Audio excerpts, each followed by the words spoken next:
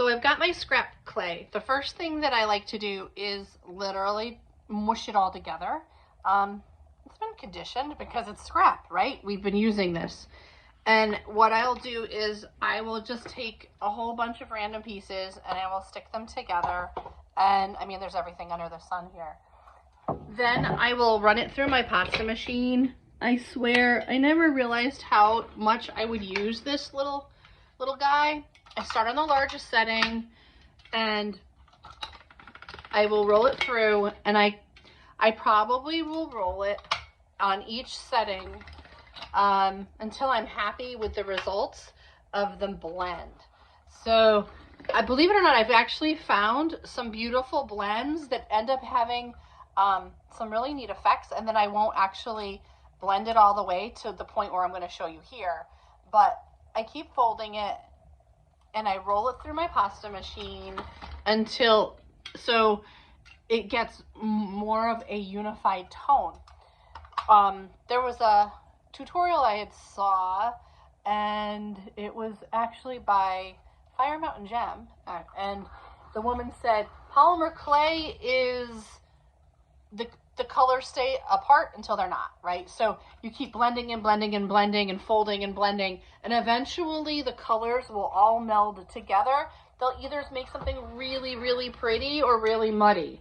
But don't be worried about that if it turns out that it starts looking really muddy, because the technique I'm going to show you in this quick video is what I do with clay when it's not real pretty anymore. And it turns into see, this is starting to get kind of green and black and doesn't look real beautiful. But again, these were just little bits that I had sitting in a pile that I couldn't use in the condition they were in. At least I didn't think so. A little bit of this, a little bit of that. So I keep rolling it until it literally becomes one color. Whatever that color ends up being is a mystery to me. Unless I find something really cool like that and I want to use it just like this.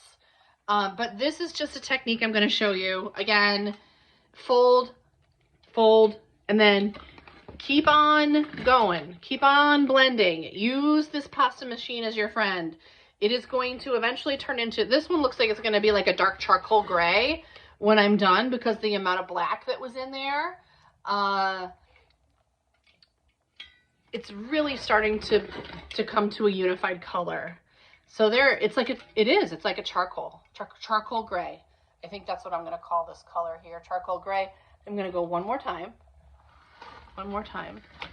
And this is a technique, again, so when I have clay or I have lots and lots of bits and pieces that there's nothing more I can do. I've expanded all of my options at that point. I've had enough of trying to make things with little bits. And so now I take and make it into a unified color.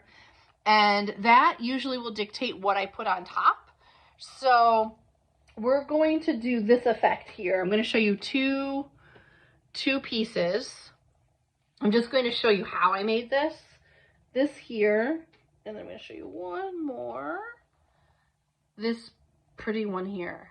Isn't that pretty? It's got lavender, flower lavender. Obviously, it's got like an iridescent mica powder shift in there. I've got little gold flowers. This one here, though, is, I did sort of like if you can see it, sort of a sunflower with this really kind of jewel-toned bead in the middle, a leaf here.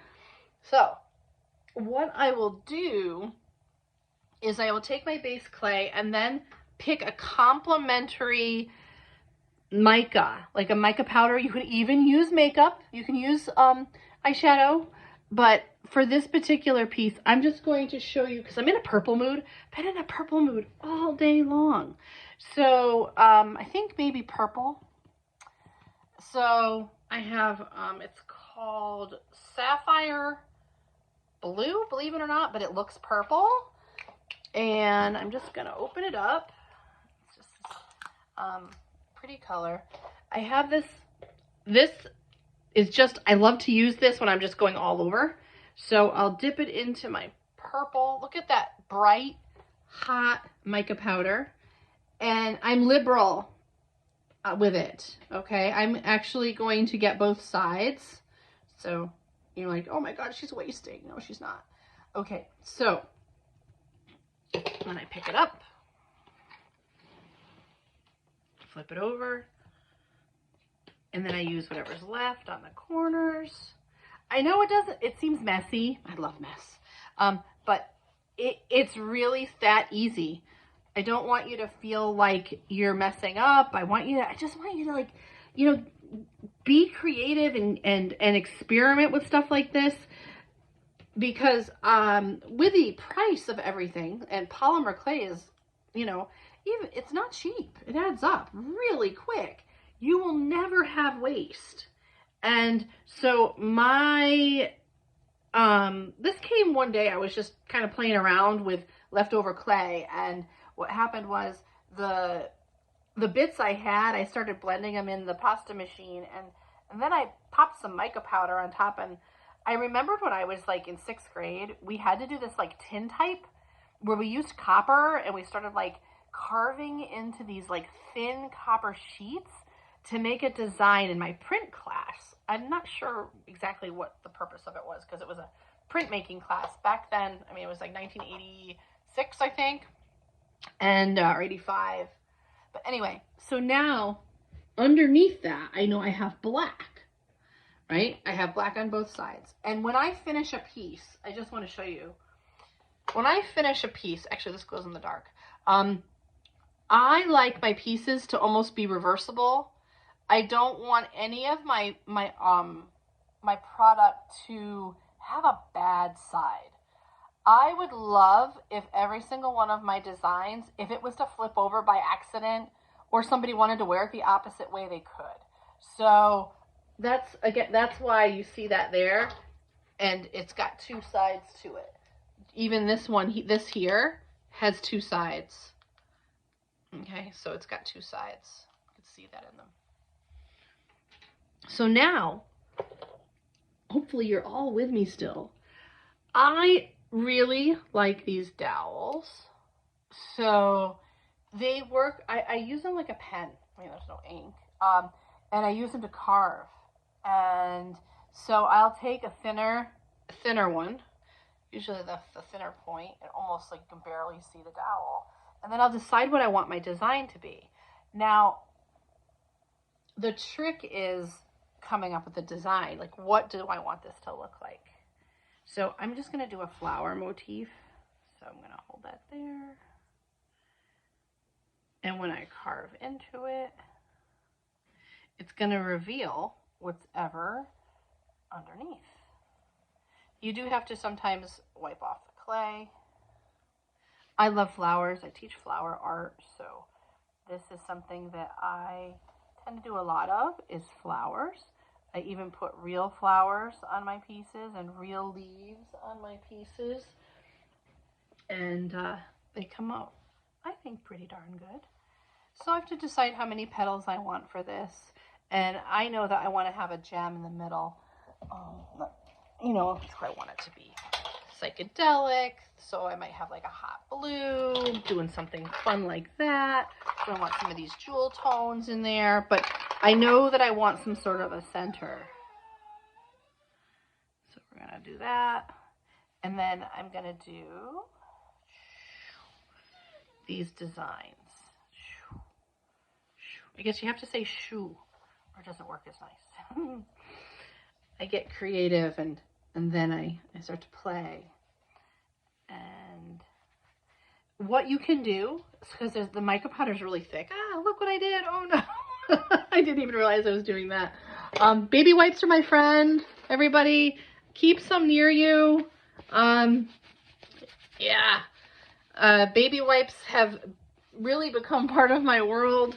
I have a 2-year-old grandson, and I'm so glad I keep him in the house in case we need them to wipe a hand or wipe a face. But we've got these Simply Clean, and it comes off really easy. Oops, forgot. All right, so let's get back to this. I think what I'll do is put something down so I don't get completely covered again. All right, this is live, folks. We're gonna hold it And I'm just going to do what I call the firework, like a firework effect with my flower. And I'm going to follow curves,